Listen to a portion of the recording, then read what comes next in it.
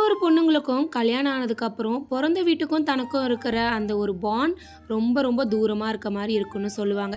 எனக்கு எப்போ தெரியுமா முத தூரமான மாதிரி இருந்துச்சு, நான் பெரிய பொண்ணு ஆனப்போ. அப்போது அப்பா வந்துட்டு எங்கள் கூட இல்லை, வெளியில் தங்கி வேலை பார்த்துக்கிட்டு இருந்தாங்க. லீவு கிடைச்சாதான் அப்பா வீட்டுக்கு வருவாங்க. அப்போ தான் ஏஜ் அட்டன் பண்ணேன். முத அப்பாவை தான் பார்க்கணுன்னு அவ்வளோ ஆசையாக இருந்தது. ஆனால் அப்பா எங்கள் கூட இல்லை, பேசவும் முடியாது. ஏன்னா அப்போல்லாம் ஃபோனும் இல்லையா, போனால் கடைக்கு போய் பூத்தில் தான் பேசணும். அப்பா கிட்ட பேசவும் முடியல. ஆனால் அப்பாவை பார்க்கணுன்னு மட்டும் ரொம்ப மனசு ஏங்குச்சு.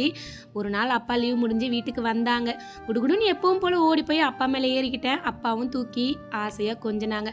உடனே அம்மா வந்து, இந்தாங்க இறக்கி விடுங்க, அவனை இன்னும் சின்ன பிள்ளையா என்ன, பெரிய பொண்ணு ஆயிட்டா, இனிமேல் இந்த தூக்குற வேலைலாம் வச்சுக்காதீங்கன்னு ஒரு மாதிரி சொன்னாங்க. அப்பாவும் லைட்டாக சப்போர்ட் பண்ணுற மாதிரி பண்ணிட்டு என்னைய பொசுக்குன்னு இறக்கி விட்டுட்டாங்க. அப்பா ஆரம்பிச்சது என்னுடைய முதல் விலகல். இது இயற்கையா நடக்கிறது தானே, இதுக்காக அப்பா கிட்டயும் அண்ணா கிட்டயும் இருந்து நான் விலகி நிக்கணுமாங்கிற கேள்விதான் இப்போ வர.